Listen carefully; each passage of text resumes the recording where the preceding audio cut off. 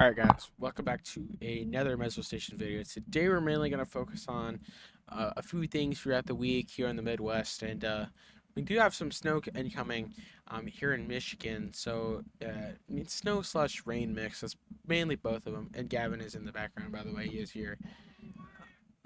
So we do got some snow here in South Bend, heading up to Port Edge area. So that is going to be the main concern up here. But in the next few days, we probably see some storms pop into this area. Um, we just can't see it on the models yet.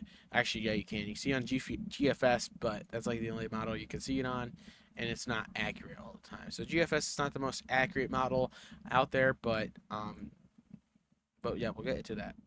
So the next few days, we do have some snow incoming over here. Yeah, there's probably some more snow later today here in Michigan. But for the next few days, you're probably going to see a few. This is tomorrow. For tomorrow, there's be some isolated cells down here near in Tennessee, Mississippi, Alabama, even in Georgia, even up to Arkansas.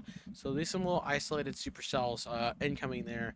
I'll show you guys that on the NAM, and maybe it's on the HRRR.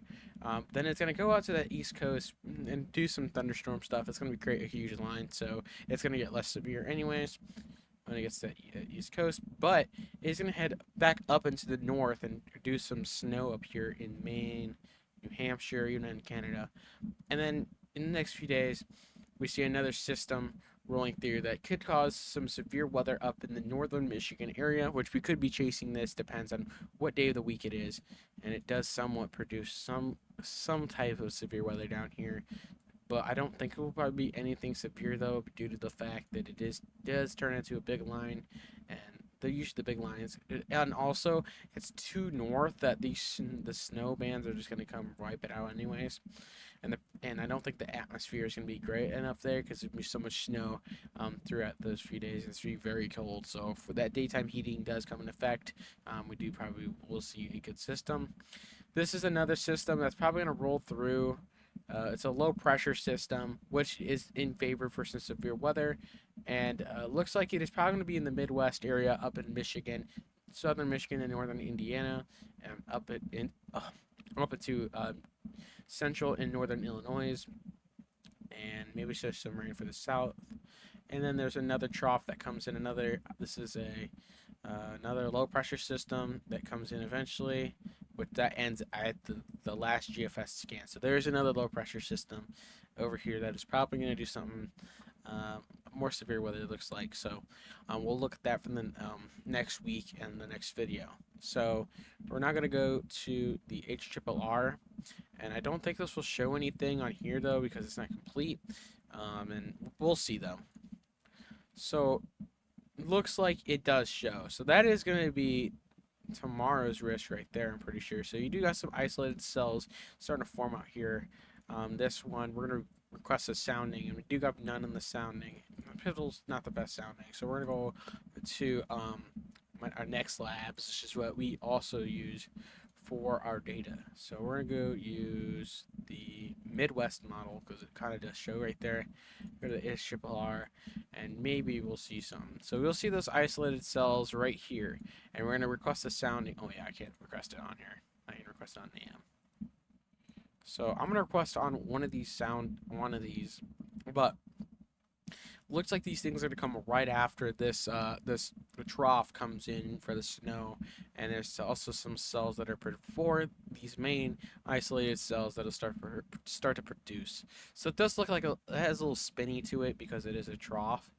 Kind of does look like a hurricane. um, but it looks like they'll probably die out pretty quickly. And there is nothing on there, but based on LCL, it is reading an EF3. Don't know why. And then based on the EBWD, it is reading a non-Tor, which is probably likely. The Cape is 115. Honestly, I don't know if these things are going to be produced tornadoes. There's only a slight risk for this, but there is possible chance that these things can produce something because they're very isolated. Just it really depends on the temperatures out here. If it gets cold in the morning, we do have these early morning storms rolling here, and they probably hit the same area. So these things could experience some midday heating, and we should see some convection come through here very later in the day. We'll go to HRRR and we'll actually show a little bit of like the dew points. And this is what we need to mainly focus on is these dew points. Do they look good for severe weather? Hold on, just gotta wait for the thing to load. I mean, 33 is, this is not the best dew points for especially severe weather. You want for the 60s above. 70s is even better. So I don't know if these things will be producing much tornadoes at all tomorrow.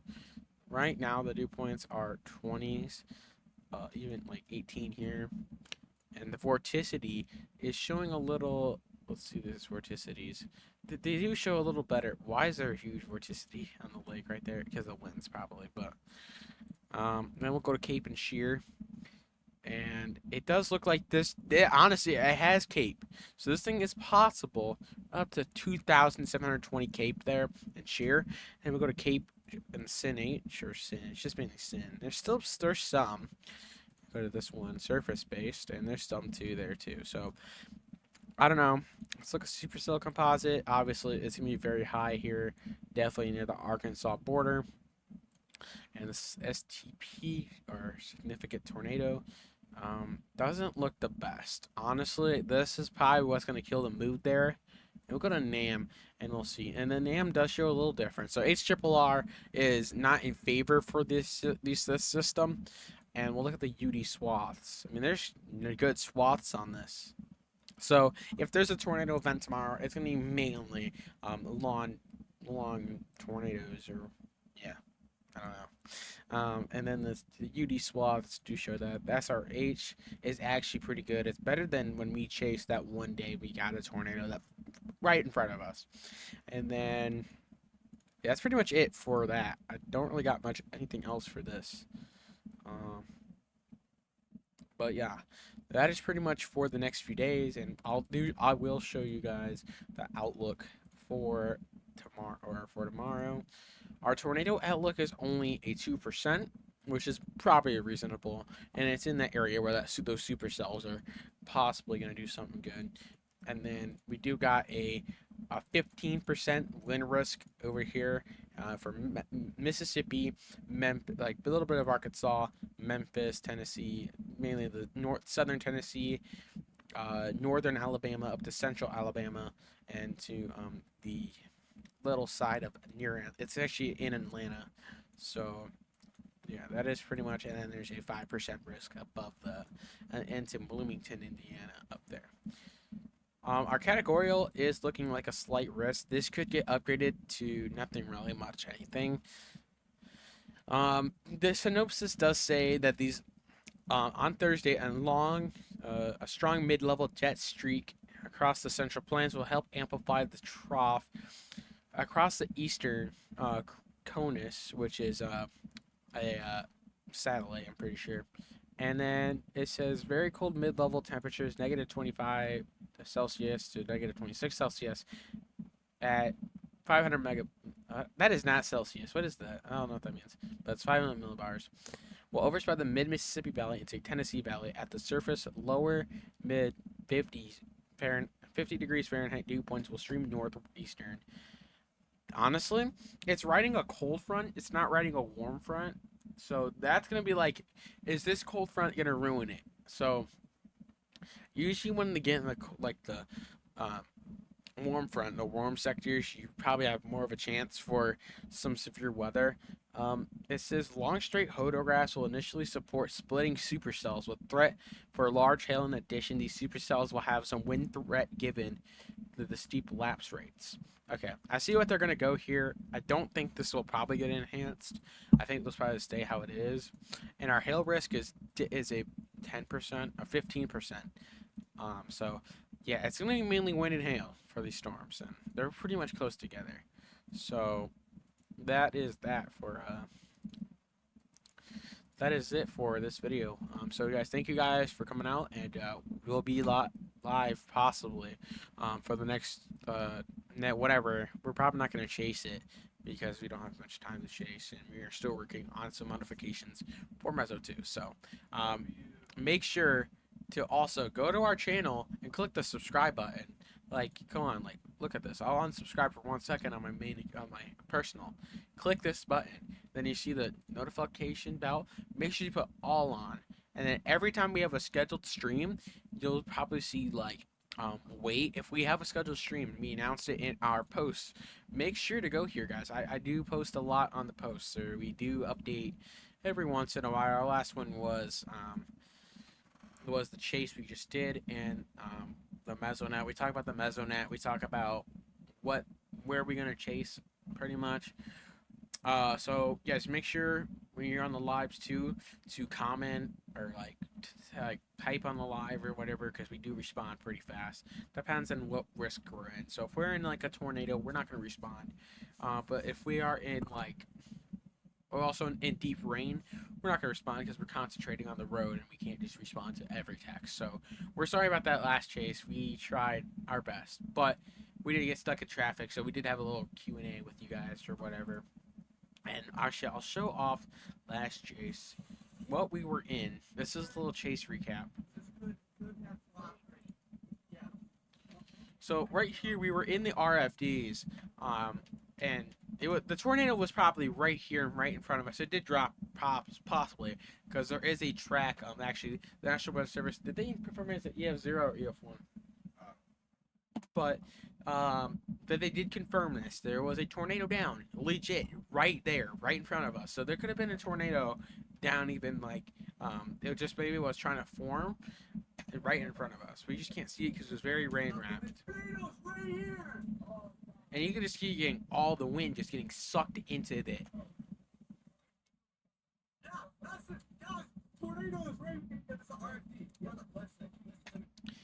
And honestly, this was a really good chase. So make sure to be in our other chases, because we honestly make sure every one of our chases, click this button right here because it does help us a lot. And guys, thank you guys for 128 subscribers. We have gained a lot this year.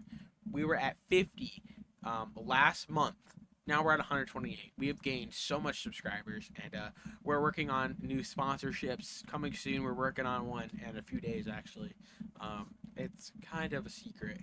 And we're also working on our next project, MGP2, which is a turtle probe.